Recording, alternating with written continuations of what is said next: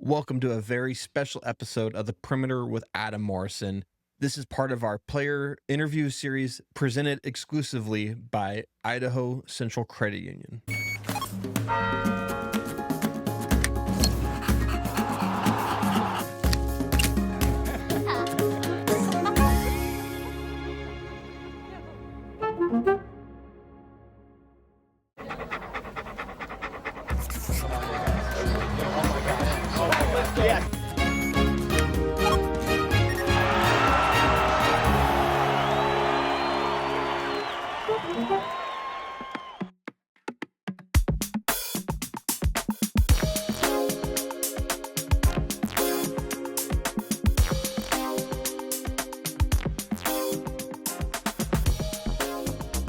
Welcome to the Perimeter, special episode presented by Idaho Central Credit Union. We got Braden Huff, one of my favorite players to call. I'm not just saying that because you're sitting right here.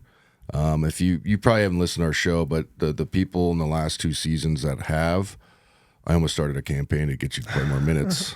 I'm not even kidding. You know what I mean? Like, it was like frustrating. It's like, why does this fucker play more, man? You know what I mean? Like, in a good way. Yeah, you know what I'm saying? So I appreciate you coming on. These interview types are very interesting because people like to hear where you're from, what's your background, recruiting process, all those things. Because everybody like assumes like, well, Gonzaga comes in the door, you just say yes. Well, there's a process behind it. Mm-hmm. So first, just tell us like you're from Chicago, but not Chicago. So give us an idea of like where you're from. Yeah, I like to say I'm from Chicago, but I'm like western suburbs, so 30 minutes outside or so. So small town called Glen Ellen. Mm-hmm. So recruiting process though, COVID hit my sophomore year, so that kind of made things a little interesting. Gonzaga came in junior year AAU season. Yeah. What day? Hold on, real quick, because I did the AAU circuit with my daughters, and I've talked about it. What circuit and what team would you play for? I was Under Armour circuit. Yep. Illinois Wolves is the team I played for. So you went to like Spooky Nook and all those? Yeah, it was a bunch of places like that. So anyway, keep going. Yeah. So junior year, this is actually a pretty cool story, but after one tournament, I forget where we were in. It might have been Atlanta or something. We played a game. We were in the hotel with a couple of my AAU teammates, and one guy's like, Braden, like, be a great fit. Like, I could see you at, and he was like, Gonzaga. 5 minutes later, not even, like, called to get a call from Spokane area code. It was Roger Powell. So that's awesome. That's a pretty cool story. That was the first contact I'd had with them, and from there, took a visit, loved it. Coaching staff, players, I think, especially my play style and stuff, it fits the mold. You see a lot of guys like that. Skilled bigs. Yeah, exactly. Exactly. Yeah. So, who else recruited you real quick? It was a lot of Big Ten. Of course. Illinois, Wisconsin, Michigan State, Virginia Tech was in there, but mostly in the Midwest area. So real quick, did you get a lot of pressure being a Midwest guy? Like, you got to play in the Big Ten. Was there like any like, why would you go to fucking Gonzaga type of deal? I think a little bit. I mean, Illinois fans, they love their guys. they love guys who stay. Yeah. Wisconsin, I think a lot of people, at least early, had me shooting going there just because I think kind of look like a Wisconsin big a little bit. That's a good way to put it. You said it, I didn't. Yeah.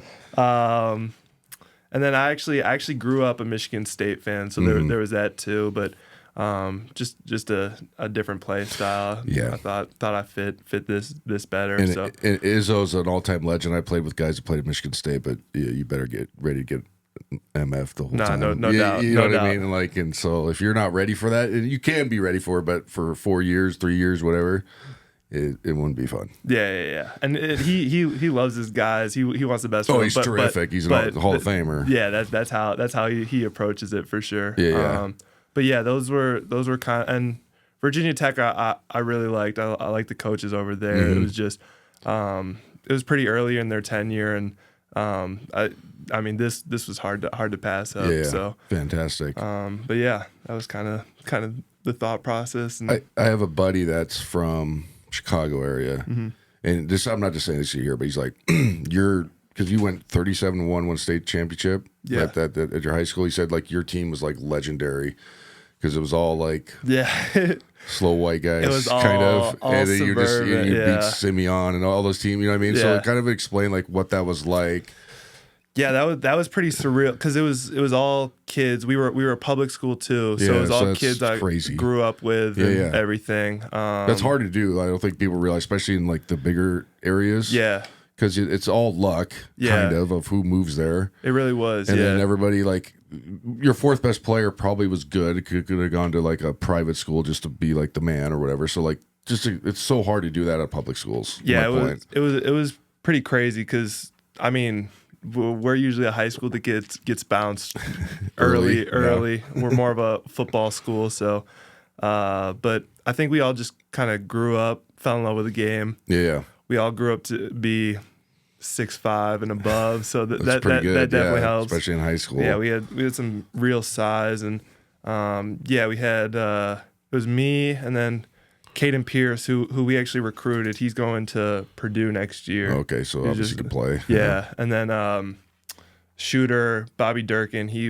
We played him. He was at Davidson. We played where was that? The Bahamas. Yeah, and now he's at Minnesota. So you have 3 D1s. So that's crazy. Yeah, and then public school. 2 other guys who play D2 now. Yeah, good players. One out in Florida, one in Wisconsin. So a bunch of guys who just played, loved the game, and I think the coolest thing about that was we all like just for fun, we'd all just go to the gym, get shots up, play pickup. Yeah, I mean, I we didn't win a state championship, but we went to a state championship, and like part of the thing was the reason why we're so good in high school. We used to play pickup, like you said, we'd play 2-on-2 after school. You know what I mean? Like, and that's kind of how you build the camaraderie. And then also too, I think a lot of kids now, and I've talked about this on the show, is like, they just go work out against cones. You got to play. Yeah. You have to play. Yeah. Even if it's 1-on-1, whatever. Yeah. You know what I mean? Talk of like basketball sense, how much that's helped you like develop. So much. I mean, I think it's just everyone sees stuff on social media, kind of like what people are doing. Yeah. All these Instagram trainers and stuff, and try and kind of emulate that. But I mean, like hold a tennis ball and fucking do a circle and then jumping jacks and then shoot it. Is like, okay. Yeah, I like to. I mean, my play style isn't like you're not gonna watch a highlight reel and be like, oh man, but like you watch a full game. I like to think like making an impact. It's pretty simple, but I like to keep it simple. And I just think like playing against actual bodies is how you're gonna like. All right, this is how I'm gonna get my shot off. Yeah, like 100%. This is how. Whereas like 100%, you can shoot this stuff against cones and stuff, but it's not. It's gonna be completely different. Yeah, I mean, it's just like Coach Few said it to me one time when I was a GA. We were playing somebody, and it was like the all weight room team or whatever. And then he's like, "They're all good against the cones. They don't know how to play," and it's so true. Like this is like, and you know, parents that are listening to the show or kids that are listening to the show, are like young players, like, dude, you got to go find pickup. You got to play against older people, even if it's the same dudes. You can play hard against each other, and not hurt each other. Yeah, that's the other part. Like everybody's always like afraid of getting hurt. It's like, okay, you can't just be paralyzed, but you could still play against somebody and just be straight up, or whatever. You know what I'm saying? Yeah, I think, you know, doing that in high school probably created like some real good chemistry, obviously. But was it 2022 Mr. Illinois basketball, Chicago Sun-Times? What was that like? I mean, I didn't win that shit. That was really cool. Just because some of those names that won that award, being that's what I'm saying, Chicago and stuff, like Derrick Rose, guys that's why I mentioned it. Like, that was a real thing. Yeah, that was pretty surreal just to be able to do that. I mean, going into that season, I think the biggest goal was to win that state championship, just because it was something in our high school we've never done or even really come close to. So do that, but. I mean, I didn't even average like crazy numbers because like we were winning games. I'd be out in the third quarter or something. That sucks. That's the worst part about being good in high school. But like, 32-minute games, stupid. Yeah, but like the winning, I think, kind of people saw through that. Like you're winning games. You guys are 37-1. Like didn't lose a game to a team in Illinois. That's kind of hard to like. Pass even if guys are averaging more points or whatever, like. I really think winning kind of trumps all, which is the biggest thing. Absolutely, especially like with the talent that you had. Obviously, you guys were probably blowing some teams out, so your numbers are always going to be skewed. I dealt with that a little bit in my senior, not to just get into it, but like sometimes my coach, like people would be like, "You're running up score." He's like, "I have like 6 really good seniors. It's not their fault. Yeah, we're going to keep them in until 4 minutes left." You know what I mean? Like I don't have to take them out. Fuck you. You know what I mean? But it's true because like your seniors, you earned that. But also people look at it that way anyway. So pretty neat honor to win that, especially like you said with the other names. I'm sure there's a ton of other like pros that have won that award. You know what I mean? Like a ton of, when I remember when I won out, I kind of dug deep into some of the names. It's pretty cool. Well, the point is that I'm trying to give context to people. Like Chicago area basketball is obviously terrific, and then like suburban teams winning doesn't happen as much unless they're like, you know, the private school, you know, you kind of. So that's why I was trying to give context. Like, it's Illinois, Mr. Illinois basketball, like, it's a huge thing, and then winning the state championship, like, there's like, where were you guys ranked in the country? Did you end up being ranked? I think it was like top 15. Yeah, that's what I'm saying. Yeah. So you're obviously really good. That's against like the Oak Hills and the IMGs and you know those rankings at the end of the year. So let's talk about your redshirt year. Mm-hmm. What was that like being that highly touted of a player? Whose idea was it? Was it the coaching staff, or did you come in because you were behind Drew? Was Drew still here? Drew was here. Yep. Okay. Anton. Yep. Ben, and then Efton, Reed. Yeah, I forgot about Efton. Yeah.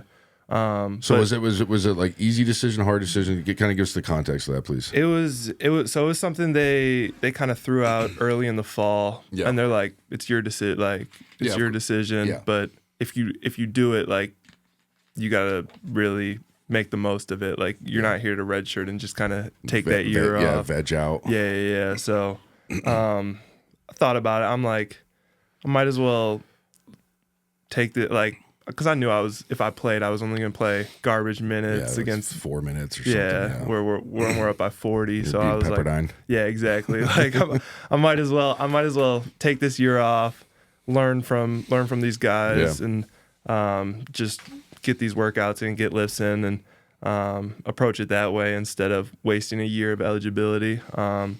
So.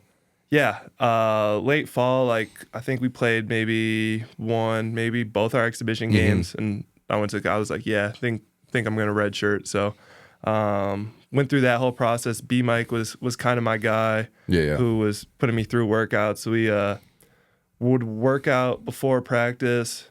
We practice, scout team, and then actually after practice, this goes back to kind of playing. It would be like me, and then June joined halfway through. Oh yeah. So me, June, and then Rock, who was a walk on. We'd play ones for like an hour after every practice, and play you hoop, man. It was just live, just good to kind of do that, get reps in, because scout team's different because you're playing a certain player, and you can rock out a little bit, but it's not. But it's like, and usually like you're the scout team for the bigs in our league, and some of them are not very good. It's just like. Catch it and swing it. Yeah, you know what exactly. I mean? Like you can't even do anything. It's which helped other aspects of my game that I needed to get better at. But like it definitely wasn't. You don't have that full freedom because you're trying to give the guys a look. But we had the ones, and then I would also on Sundays I'd go to the warehouse. Play John's run. That's legendary too. Do that. Is he still playing in those, or is it just? Was he still playing in it? Yeah, fouling the shit out of everybody. Just fouling the shit out of everybody. He's getting all the foul calls. Dude, he was 2 years, I think, removed my freshman year from retiring, and he obviously played 19 years, so he could still go. Yeah, and he would come down and just bust everybody. He would come to our practices and just bust everybody's ass, dude. It was crazy, dude. Like you couldn't. Because he obviously played in the era of the hand check era. Yeah. So he just put that shit on your hip. You couldn't fucking move. Yeah. You couldn't go nowhere. Yeah. And then, like, you try to, like, low sweep him. Balls in his hand. Like, you can't do nothing. He used to play. So I was a freshman that year. So, I came off the bench. So I was always on, like, red squad. And when he'd come in, our red squad would beat the shit out of the starters. We were good that year. We were like 2 seed. But like you go under screen, whack, you back cut, like you don't even know the ball's like your defender hasn't even turned the head, like balls on your hand, lay it. You know what I mean? Like it was crazy. I'm like, this guy's like 43 or whatever he was at the time. He's still, I mean, yeah, he can still hoop though. It's crazy. And like I got on his team a couple times, set him some ball screens, and roll all of a sudden you're getting a wide open layup. Like he's finding you, making all the right reads. I went to one thing. He used to have the Jazz used to send up their draft picks. So it was like Darren Williams one year, and then I think D Brown. And so we'd go cry, be like, hey, Mo, I need an extra body to come over. And he spent like 10 minutes talking about the right type of spin on a bounce pass where the defender's supposed to, and how you're supposed to catch it. Yeah. So if it's supposed to spin backwards towards you, if the guy's here, just the crazy shit you don't even think about. Yeah. Like for us, it's like, just get him the ball. Yeah. But he's talking about like the sides, like for real, like it's live. Crazy. It's crazy. You know what I mean? Yeah. So anyway, the John stories are fantastic because you obviously we've been around it. You've been around NBA guys, blah, blah, blah. And then you're like, oh, that's what a Hall of Famer is. Yeah. No, it's, you know what I mean? It's a little different. I don't even know how old he is now, but he's got to be like 60. Close. Still moving up and down the court. And like that mid range is still automatic. Oh yeah, it's pretty crazy. Yeah, it. People forget too, like unless you're a hardcore fan, like he's the all-time steals leader. So that's what I'm saying. Like you can't back then you couldn't like rip the ball. Like you had to like keep it here. Yeah. And shoot over him. You couldn't do anything else because and then it was just fucking. You grab your hip, fucking steer you. You know what I mean? Yeah. And you're like, oh, that's what '90s basketball was. Like they would just guide you. Like no, you're not going this way. Can't go anywhere. Anyway. So after redshirt year, going to freshman year, how many minutes did you play that year? Just off the top of your head. I can't even remember. I have the stats, but like approximately, like wasn't it like 15, 12, something like that? Probably somewhere around there, yeah. Let's see here. I think 16. Okay. Yeah, 16. Yeah, 16, something like that. Was that role a little bit fried? Because who was on that team? That was coming off my redshirt year. Yes. Who's still the bigs? It was Anton, Graham. Ben. It was his first year. Ben. Oh, okay, I think those were the three. Yeah. Three guys. Yeah. Towards the end of that year, actually, Ben, Anton, and Graham were all starting together. Yeah, I remember that they had to go like super big. Yeah. But those were the three guys, and it was definitely like.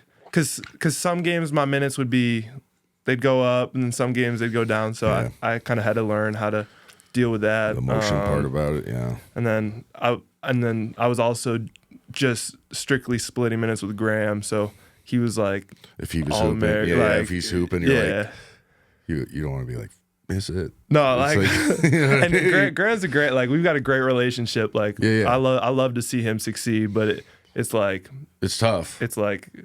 Kind of, I want to be out there too. Yeah, no, and he's the same way. Like if he was maybe missing shots, and I came in and was making shots. Like, I mean, that's like he was like an All-American that year, like whatever, maybe honorable mention. But you don't see a guy like that playing 20 minutes in a close game. Like he would just randomly have a game like that. So it was pretty wild. But was that difficult after that freshman year because you had obviously some great games and.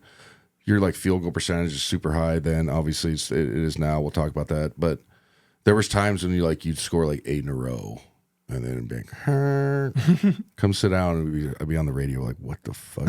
I wouldn't say that, but I was just like, was that hard to deal with? Like, what was it like back home too with your folks? Like, was it frustrating a little bit for them?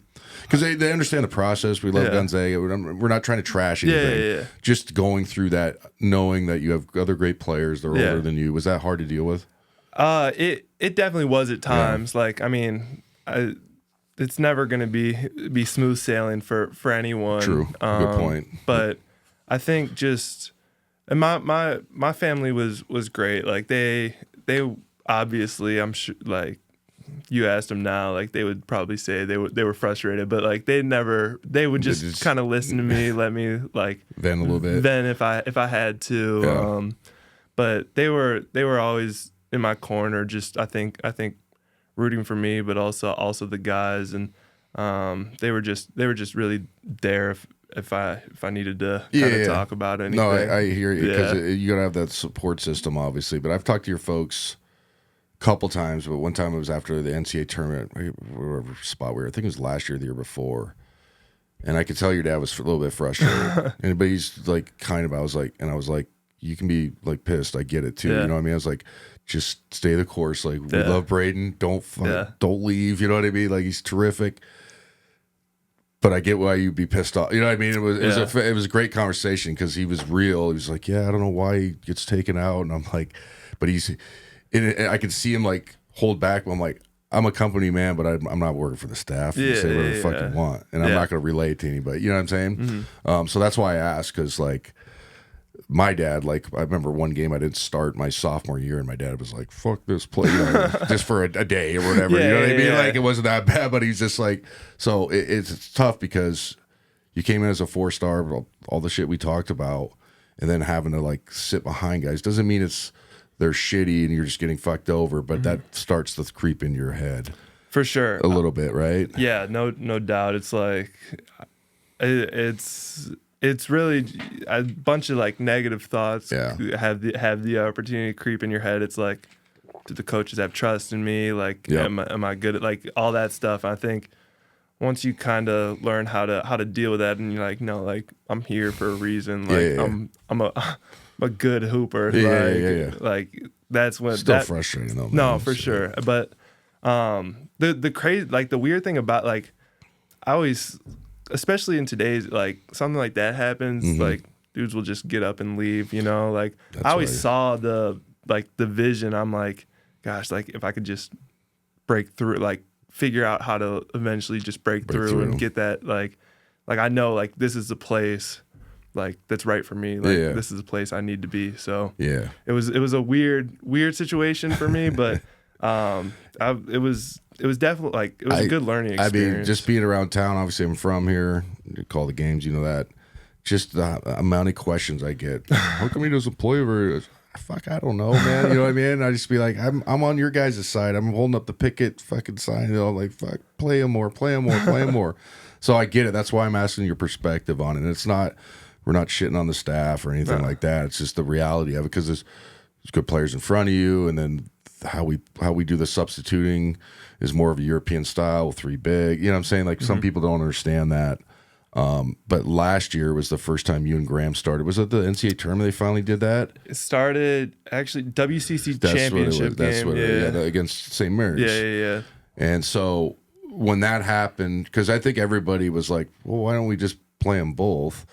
Because we've played 2 bigs for years. Like, you know, J3, Zebo, Shimmy. You know what I mean? You just go down the line, and then BC Rui counted as bigs in our system. So we were kind of like scratching our head, but we understood, like, okay, 4 out, 1 in, and then, you know, a double punch or whatever I'm trying to say. Like, it's hard to guard, fresh on fresh. You know what I mean? They come off, boom. But I think that St. Mary's game, obviously winning helped, but then it was like, okay, this is how it's going to look next year. How exciting was that for you? Just be like, okay, did that? Let me rephrase this. Did you ever have any things about, like, pressure from back home, especially like Illinois, to leave after, like, your freshman year just because of the minutes played? I think because you are obviously, like, not that I'm not like talking about like the program doing anything illegal, but just the pressure from home. Like, see, you should have stayed around. Did you ever get any of that? I think, like, you talk to just friends and people around, and like, they're not gonna tell you straight to your face, but that's like, you can tell you can tell by, like, their reactions, or like when you try to explain it to them, they're like, oh okay, like, yeah. So but like, I just, especially the first year, when Graham first came in, I was like, all right, like, we'll, like, give it another shot. Hopefully, like, we can play together that next year. Obviously, it didn't happen till really late in the season, but then once it happened and, like, it was successful, we beat St. Mary's, like, I think, like, I was like, okay, like, this is what I want. Like, this is style's perfect. Yeah, exactly. Like, this. So I think going into this year, staying, the reasoning made a little more sense to some people. I was like, all right, you guys can see how it kind of ended last year, and like that's the vision for this next year. Well, you had a terrific sophomore year, obviously, and then showing that you two could play together. I always thought you guys could play together, but I understood the process of it too. Like that's what I'm, like the style of play. Yeah. But also like you have to build continuity together, and then sometimes pace of play with two bigs. I know you guys are athletic guys is a real thing too. So that was part of the thought process, I think, for fewing the staff. But it was refreshing to see at the end of that year. It's like, thank God, like we don't want anybody to leave. You know what I'm saying? It was just like, sweet. Not that you were thinking about whatever, but it was just like, all right, we got both these guys back. We're gonna be really good next year, which we are this year. So it was a weird thing for being in town, always getting asked about it, and it's kind of got annoying. It's like, dude, I get it, man. Like, fuck, he's really good. I don't know why he only plays 22 fucking minutes too. You know what I mean? Like, it got like, okay, we get it. But like going into this year in the summer, what was the biggest thing you think you worked on game wise? Because you've made some improvement. You're shooting the ball way better from 3 than you have before. Yeah. And I think some of the numbers with you, and this not trying to embarrass you, but like, I think it's like you don't have any volume on your 3 attempts. You know what I'm saying? You shoot like 1.5 a game for the previous to that. Yeah. Was that something you like really thought about? Was the 19-9 line at least? I think a lot of it was, understanding that I was going to be playing with Graham this year. Yeah. So I think defensively, trying to be able to guard different positions than what I've been guarding, instead of just like the slow-footed You're big, fine on defense. Yeah. And then offensively, just stretch it out, get the shot improved. Yeah. Like, because spacing I think is a big thing, and Absolutely. At the next also level. just driving the ball as well, being able to kind of have it at the top, and being able to kind of attack a bigger, slower defender from there, I think was another thing I kind of focused on. And then also the right hand. Previously, past couple of years, it was all left. I think this year, being able to get to that right. Yeah, you're a right shoulder guy. Yeah, no doubt. That's a lot of my clips. So I laugh though when some of the teams that we play against, and obviously I love lefties. I talk about it on my show, like coaching lefties. It's a unique. It's harder to guard. You're not used to it. Blah blah blah. All the things you probably heard it obviously your whole life, but like you'd be setting up your move to like drop baseline to your right hand, and I'm like, he's not doing that, and they'd fall for it. I'm like, God, you guys are so dumb. Like, I would let him just make a right-handed layup just because, you know what I'm saying? Like, just overplay it. Yeah. But you have, it did improve this year, but like as a lefty growing up, obviously you're kind of ambidextrous because it's a right-hand world, right? Mm-hmm. So like, did you start like?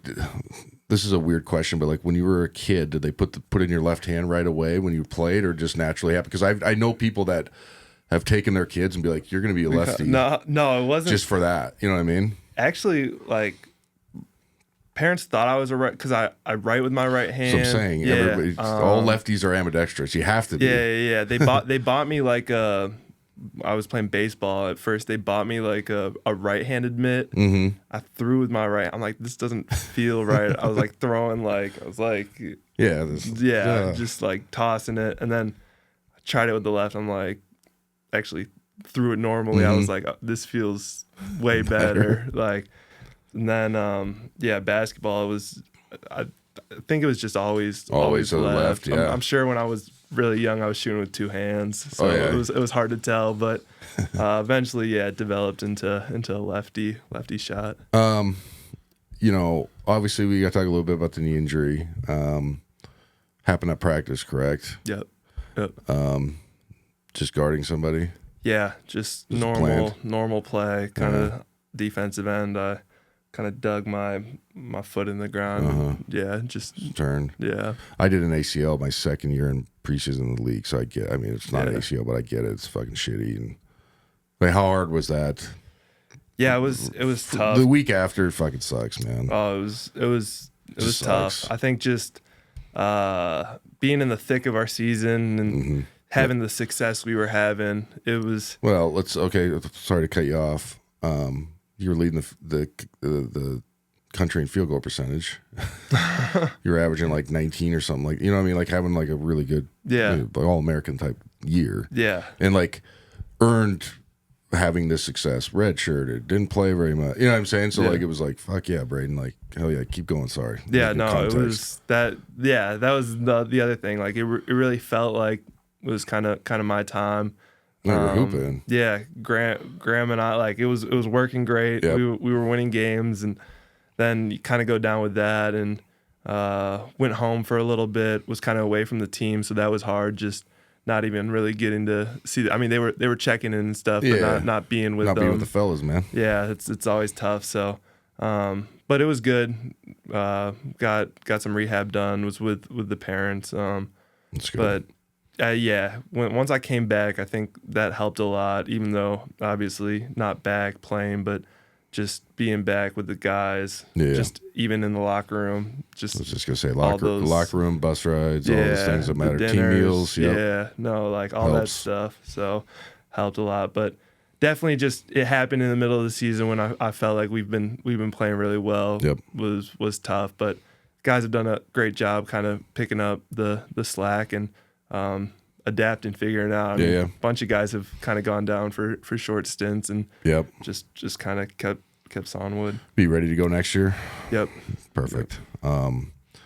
What's like the biggest thing you think you needed to improve on? Obviously, not talking injuries, just in general to like play at the next level. Yeah, I think like just you got to self-evaluate as a player. Yeah. You know what I mean? Like good players do it. Yeah, continue to. I mean, the jumper, like you said, got better this year, but I mean the way the NBA is, like you got to have it. It doesn't have to be lethal, but it has to be a threat. Yeah, like they can't not guard you out there. Yeah, so, exactly. Getting that to a point where it's a real threat and people got to guard it. Mm-hmm. I think just going to, like it's such a spacing game now where like the post stuff is great to have, but it's all mismatch hunting. So I think just being more comfortable on that perimeter. You're terrific in the short roll. Like you're probably the best guy we ever had in the short roll. Yeah, like, and I love like that. That's my favorite. I'm just gonna be completely honest. Again, this is not trying to embarrass you. It's just saying it because you're here, whatever, fluff or whatever. But like your float game is one of the best we've ever had. And I shoot floaters, so I'm like, fuck yeah, dude. Like this is fucking amazing. Like I love that just shot. Float like 12-footer. Like go ahead and go to your dumbass drop coverage. Like it's almost like it's one of those shots where when you miss it, it's like, how did he miss that? But it's a really hard shot. You see what I'm saying? Like and like that's how butter it is. And so, yeah, man, like you have the short roll. Obviously, you got to extend the floor. But you're right. Like at the next level, there's not really a design post up. There is a little bit, but you got to be Joel. Yeah, it's only certain guys. Yeah. But like the short roll, 2 dribbles, spin, or then make a read. That's the game. Yeah. And then pop, right? Pick and pop. So I think you have most of the tools, obviously. But like the short roll shit, man, like it's odd. Like I'm not kidding. Like, and I'm not just saying this to be like, make you feel good. Like, 'cause I'm sitting there like, man, that's fucking, I love that shot. Like I used to just float guys. Like nobody shoots it anymore. That's the point. It's such a good, and like, I think actually redshirting behind Drew, because he had every shot around Drew the hoop, had all but the shit. He had that flow, and that's a big thing. I shot it in high school, but you didn't probably need it in high school as much. Yeah, I dunk it, right? Yeah, like I felt like I was playing on a mini hoop sometimes. Yeah. And you're playing against kids that just got done with algebra class. Yeah, exactly. But now it's like they're in that drop and there's a footer down there. I've got this kind of in between shot. Yep. It's like my floater, like I don't really like to put spin on it. That's the other part. I don't know how it goes in. Yeah. I teach my son and my daughter. My daughter's going to play at University of Idaho next year. I'm always like, snap it. I need to see rotation, but you like shot put it and it still goes in. I don't know. I'm like, all right, I guess he's right. I'm wrong. No, mine is more of like I don't know how I developed it. I don't know. I don't remember anyone kind of teaching it that way. You just did it. It's always been like there's no flick. It's more like a push. Yeah, no, you shot put it. Yeah, no rotation. It's just kind of like. But I like for me, I don't know how or why. It just tends to like, if it hits the rim, like die on the rim which is good. Yeah, yes, yeah, absolutely. Die on the rim and just kind of roll in. Yep. So that's the thought process of not doing it. Is the no backspin. A lot of times it's a knuckleball and it hits rim and falls off. Yeah. So that's where I'm always like, no, you want to spin it, even though I know it's close, but you still want to snap it. But so anyway, keep going. Sorry, I keep cutting you off. And like I'll get some I'll shoot it sometimes and I'll be like, ooh, and like it'll hit back rim and be just the ugliest make, dead and just like slowly roll. There's no pictures on the scorecard. No, exactly. Counts as the same. Shooting percentage counts as a make. So, but yeah, that's how I've always kind of done it, but found success in that. And I think just finding ways to, and then from there, like they play into it. That's where you get to your pump fakes and all your other stuff. You have all the little shit. I think that's why you're like so fun to watch. It's like, obviously you're athletic. When people are like, you can't, like you get the white guy stigma, like can't jump or whatever. That's not true. But also like, when you just give eye fakes and then you do the spin, you spin it off the side, you know what I mean? You barely jump. Like that shit is more fun to me than always hammering it. Yeah. I mean, there's time and place. Time and place. Yeah. True. Yeah. But for me, like, I don't know. I like kind of having the pump fakes and all that stuff. And once again, I think Drew is a big part of just watching him. Like you're like, he's not dunking anything, and you're like, that's sweet. People forget how much shit Drew had to his game. I know he just did. Like, and it's like as a former player, like we all have this guy's here. It's like Drew could fucking hoop, man. Straight up. And like I was like, I remember on B Mike, I was asking like, 'cause every year I kind of catch up, but I don't really pay attention this summer because all you guys are good recruits. So I don't really give a fuck until you get on campus. Yeah. Because who knows how, we've all played with guys. You've probably played against guys that he's a 5-star and he busts his ass. You're like, how the fuck? So like, I want to see it on anyway. And he's like, dude, I got this kid from Texas, man. He's like, you're going to love him. I'm like, yeah, okay. You know what I mean? And he's like, no, I'm telling you, he's got all this up and under shit that used to, what I mean? I wasn't that, but he's like, he's got all the head fake. Yeah. Same thing. And you got the same thing where it's just like, 14 feet, like fucking J-hook in your fucking mouth, like boom, you know what I mean? Like that shit's awesome. Like, so I think that's why you're so popular. And then the efficiency, obviously, especially like your freshman year, you'd come in and score like 8 to 10 in like 6 minutes. And then, like I said, and we'd be sitting there like, what the fuck is he doing? Yeah. Anyway, whatever, coach. B Mike would always joke with me. He's like, my freshman year, he'd be like, you're the SWAC player of the year. Like I'd come in against those teams because we're blowing teams out. I'd have like 20 that game. He'd be like, your per 48 or per 40 or whatever is probably stupid. Yeah, though. I don't know exactly what if he plays 40 minutes, he's gonna average 28 and 32 or some dumb. You know what I mean? Like it was crazy. Wish that was how it worked, but no, that it's always good. Okay, so after rehab next year, like what's the biggest goal you want to set for yourself? Obviously be healthy, that's first and foremost, but like what's your goals as an individual player? Yeah. Are you one of those guys or not? Because I never I had goals, but I never sat down and thought about it. Like, see what I'm saying? Yeah, I don't want to play good.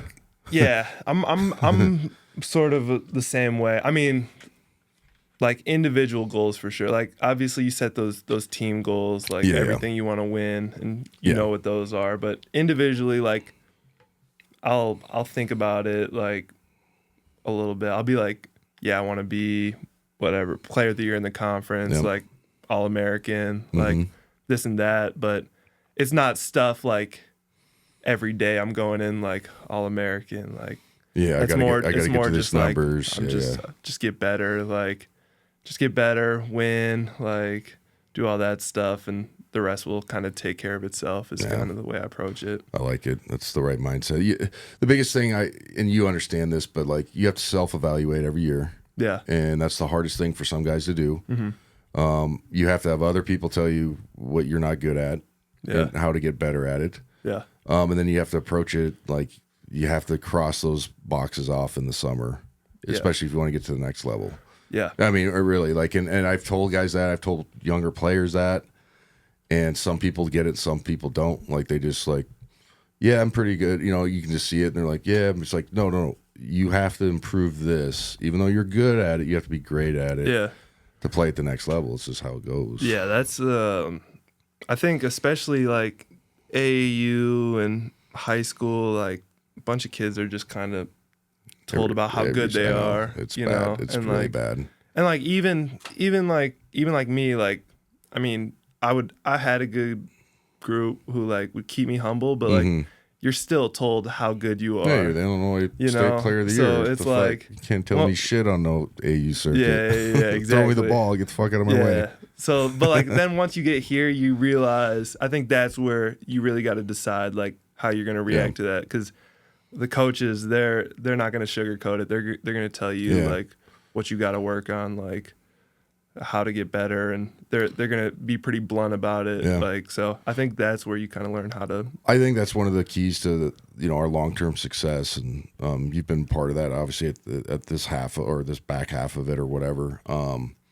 Is our coaching staff recruits guys that want to be coached. Yeah, it's a real thing, and I don't think some people understand. Like, there's guys that literally, you said they grew up and they don't know how to be coached or don't want to be. They say they do, but they can't handle it. And I'm not talking like getting MF'd, but it's like, hey, that was really shitty, and we're gonna watch it on film. Yeah. And if you keep doing it this way, you probably were not gonna play. Yeah. But we believe in you, and we're going to give you the freedom to take a couple bad ones or miss a rotation. You know what I'm saying? So, like, I think that's one of the hardest things for people to understand is, like, Gonzaga recruits guys that fit a mold, not just skill-wise, but mentally and emotionally. Who recruited? Was it B-Mike? Powell, actually. Roger did? Powell, yeah. And then, so, like, who's your guy here? Is it B-Mike? B-Mike, yeah. Yeah, that's kind of how Tommy was my guy, but yeah, everybody has their guy, and you kind of just insulate yourself a little bit. Yeah. So B-Mike did the whole Redshirt thing with me, so that's where we got close. Yeah, B-Mike's great. He was a walk on when I was there. Yeah, he could play, dude. Honestly, no bullshit. I'm not just saying that. Like, that's what I've heard. I heard he could hoop. Like, he went to Jesuit with Mike Dunleavy was there. Like, he could play. Like, he was, I think, his first team All State. Like, he's just like the slowest human being alive. I don't want to give him his flowers, but I'm giving it to him just because he was my teteammate. But I did hear he'll occasionally shoot like his little midi, and as we're working out, and he used to have a slow like fade away. It was like fucking a tortoise, like slow, but he could play. Like, and so, but hey, man, I appreciate you coming on. Like I said, I love watching you play. You're gonna bounce back from this. We're having an All-American year before it. I've had an injury. It sucks. It's the best advice I can give you. But I'm not kidding, man. Like, I've been rooting, like, play him more. I'm not even joking, man. Like, so just the development you've made every single year is fantastic. It's fun to watch. I love lefties, the float game shit. So hopefully, everything's gonna go well. Will go well is my point. Have a good year next year, man. I appreciate you coming on. Appreciate it. Thanks for having me. Yeah. All right. Awesome.